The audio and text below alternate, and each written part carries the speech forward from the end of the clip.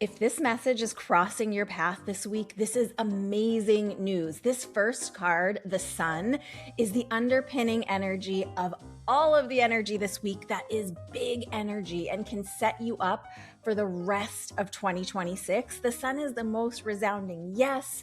There's the potential for you to win right now, for you to really move forward in powerful ways, to be seen, especially as we step into the energy at the beginning of August, which we know is ultimately Leo season. You really have the ability to get the resources you need to get the ball moving forward and to step into bigger versions of yourself, whether it's in your own world or even more publicly for some of you. But I want to share the rest of this reading with you because there are some cautions and some ways to really harness this energy, some important things to know so that you can really step into the Sun, this win, this resounding yes that's available to you in the energy this week. This is the weekly reading for July 31st through August 7th. I'm Joy Giovanni, Joyful Medium. I help people get clear messages and guidance from loved ones who've crossed over to the other side or from their own souls about their own lives. Let's move into the rest of the energy for this week, but just remember, success is possible. Wonderful things are brewing right now. This next card that we have to talk about is the Strength card. And by the way, this week's reading is all major arcana cards. So life purpose, life path, the ability to step into a new segment of your journey, and less about the day-to-day hassles, triumphs, particulars, right? So the Strength card highlights a couple things for us. One, you are divinely supported. That's what this wonderful lion standing next to this beautiful figure represents. You have the strength both internally as a soul who's come here in this lifetime and support from the spirit side. That could mean your guides. That could mean your angels. That could mean your ascended masters. That can also mean your loved ones in the spirit world. You never walk alone.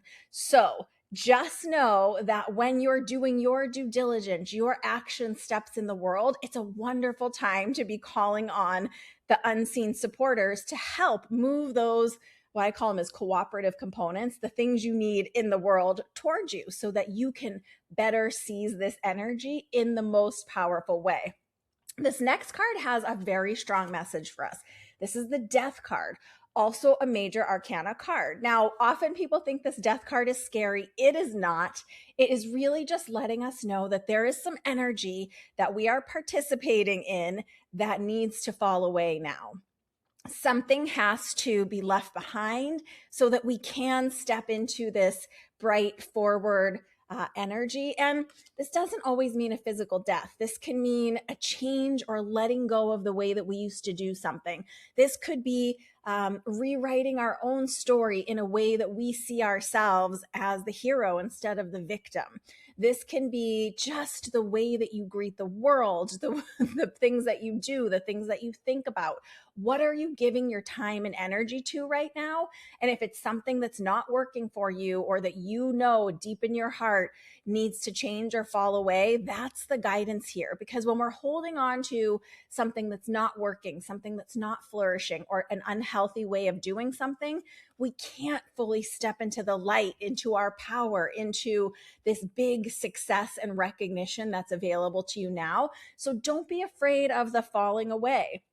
It just means that, kind of like a snake sheds its skin. It just means that you're letting go of what has served its purpose, what is no longer supposed to be part of your experience. And there are new wonderful things just ahead for you. This final card, again, a major arcana, is the Hierophant. Now, one of the things the Hierophant reminds us about is structure and order and the way that things are done, the ceremonies and rituals and practices that we take part in our lives, and really blending all of those things together so that we have some version of balance where we're not entirely physically focused, but we are putting our attention, our strength, our resources towards what we want to create in the world, but not entirely focused there. And we have our personal practice or our spiritual practice. It could be meditation. It could be exercise for you.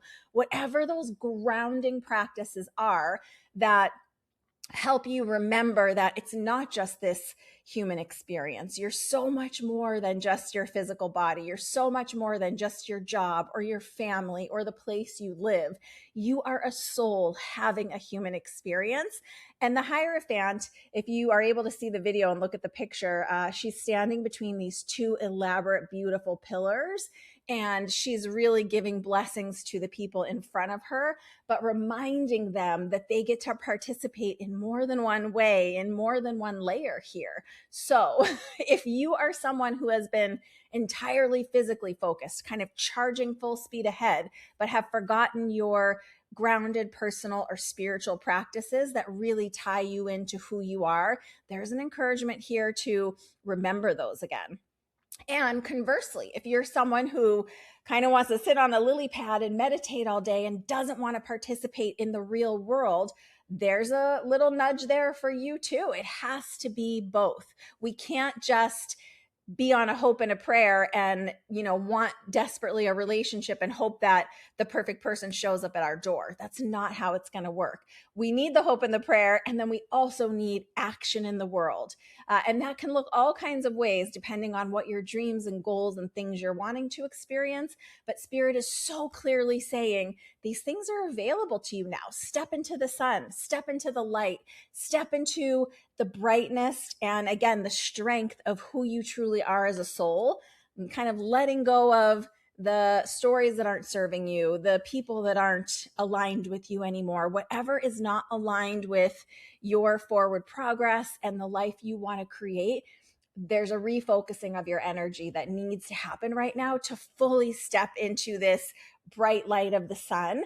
And for some of you, this could even mean stepping into the spotlight in new ways, which some of you might be very comfortable with. And some of you might be saying like, Joy, no, thank you. I don't want that.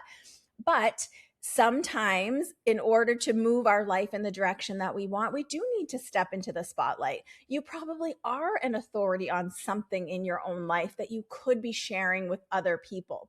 Now, this could be at a PTA meeting, it could be at a board meeting, it could be at a meditation meeting, it could be anywhere in your world that you're going to show a little more of yourself and step a little bit more into some version of leadership or being out front so that you really can draw forward those creative, cooperative components.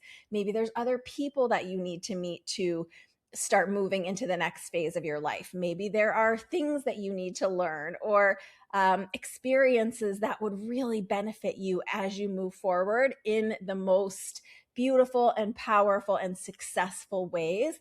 But really, it's you that has to be willing to step out in strength without having all the answers most of the time, without being able to see the entire next 2 years of your life, and trust that you giving your energy, your time, your focus really can help to create powerful results right now. And don't forget about your foundational practices, whatever they are. And it's really time to consider integrating them in a more consistent way right now so that you really can stay tuned into this energy of your own intuition and know when it's time, when to really step out in a new way.